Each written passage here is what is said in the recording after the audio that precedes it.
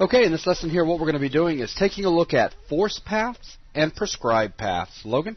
Alright, so basically we're just going to be extending the network some more off the edge where going to go through the door. So we've had these path nodes on the edge here. What I want to do now is take a look at the floor below, as the goal here is going to be to set up more paths so the bot will jump down to the ground and take off running towards the elevator that's over in the corner. We'll get to that later. Okay. But anyway, I want to go ahead and just start off now by, on the floor near these path nodes, add some more. So we'll say add a path node there, and see how this is. Let me turn static meshes back on so I can view this. Move that out just a little bit so the bot will have to jump down to get to that path. And then add some more on the ground as well. So add another path node. And I'm probably going to be doing a lot of rebuilding and tweaking just to see how this is turning out. So if I rebuild between those, there's no path there yet. This would probably be a good place to test the force paths, is between these two. Okay. So what I want to do first is check the path I'm going to be forcing or running to. Let me grab the properties on that one. And go to its object. So this is path node 26. So if I go to the one I'm trying to force from, I go to its navigation point under force paths and say path node 26. So that should force a connection between those two and possibly make the bot jump off. Though this may still be invalid because check out why it wasn't building before. It's actually going through geometry, so this could cause problems. If I take this one now and move it out something about... Or maybe even move take the top other one and move it closer to the edge. Just drag that out a little bit. Rebuild, see how that's working. So now we've got that one set up, and possibly the same thing with this one. Just move it closer to the edge. Zoom in up on it a little bit, select it, and maybe something like that. Possibly grab this one too. So again, this is getting some more just general pathing and tweaking, rebuilding paths, and see how it's working. So we've got that, and that one doesn't quite want to connect. Let me check out. As a matter of fact, that one might be a better one to force to, since it's not wanting to connect. Let me just see real quick. If we go back to this first one and take off the force path, if it's building to it, not now. Okay. So none or 0 or delete it out. And let's see. Various ways we could tweak this. Maybe just pulling these out a little bit more. Because, yeah, there we go. That's what I was talking about. It is a narrow path between those, indicated by blue, but it's a path nonetheless. Also, it's a one-way path. It was smart enough to build that the bot could jump down. So we've got this one. But you don't have one line. So you got the arrow down there from the So we're pointing to this guy, but not back up, which makes sense. It's just automatically smart enough to detect that, sure, the bot can jump down. That's easy. But you can't jump back up there, not normally anyway. Okay.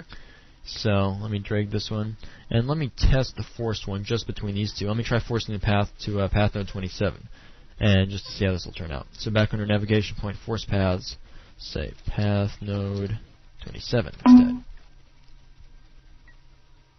So force a connection. Now he may prefer one way or another way, but we'll look at ways of tweaking that in just a second. I'm going to extend the path just a little bit more, and then we'll go ahead and check it out and see how it's working. So maybe halfway over to the left. So we've got a little bit of a network set up now.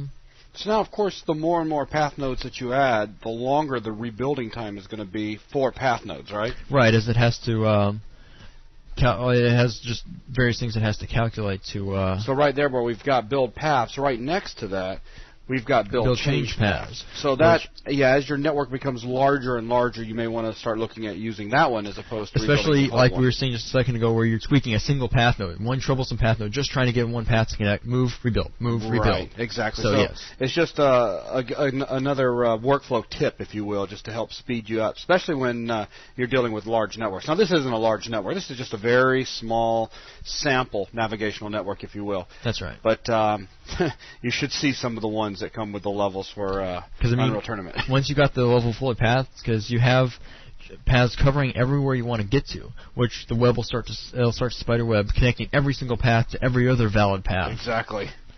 So with that, let's go ahead and see what the bot's doing now, and we'll look at possibly tweaking this out a little bit more. But just play the level real quick and see what the bot thinks.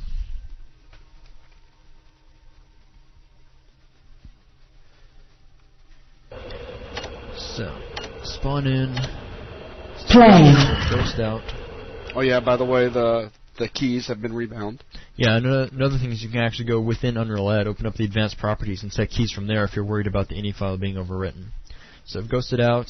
Bot spawn, view the bot. Through the door. Grab the shield. Maybe back this way. Possibly do the show debug.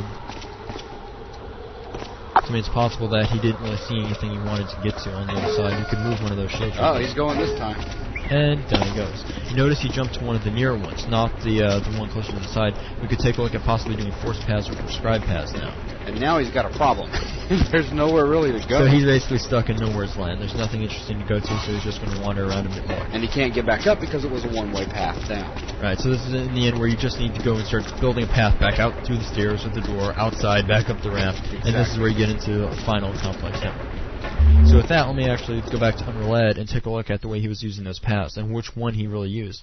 From the looks of it, he took one of these diagonal ones. As a matter of fact, he could have taken the forced one there. It looked like it was the forced one.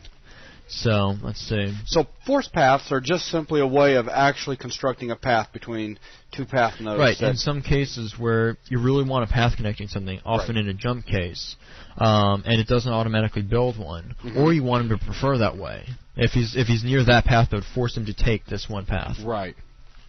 Now let's take a look at actually reversing the effect, going back to this one, and instead of a forced path, let's cut that out and set it to a prescribed path.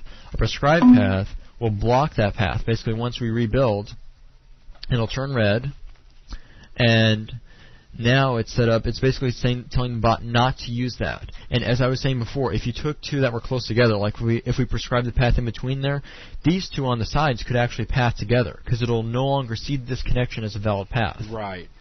So with that now, he should take one of the other ways, since she should run out this way to grab one of these, since this has been blocked off by the prescribed. So bottom line is this, as your networks become more and more complex, and as you said a second ago, everything's trying to connect to everything, creating this large spiderweb effect, there may be situations where you've got all these connections going on, but you don't want a bot to take specific paths, and this is how you can go in and block he runs too close to something dangerous, jumps off where he shouldn't, or takes like the same path over and over again, just block off one section and let him take the rest of the network. So this just gives you that one more element of control, if you will. Exactly.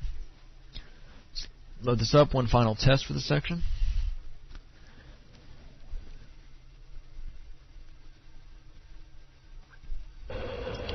So, let's see. Also, I'm going to go ahead and do the show debug first. Play. So that's ready to go. And ghost out. Bot. View the bot. Also, what it appears is the show debug is now showing more information just about the game itself. Possibly not. Again, it'll help more once we get to the final section where he has an extra item once he's down there, an item of interest. There you go. There we go. The forced path that he didn't follow, and then the prescribed path that he ignored, so he had to take one of the other paths. Right. So with that, pretty much wraps up a bit more advanced bot navigation. Excellent. All right, everyone. Thanks.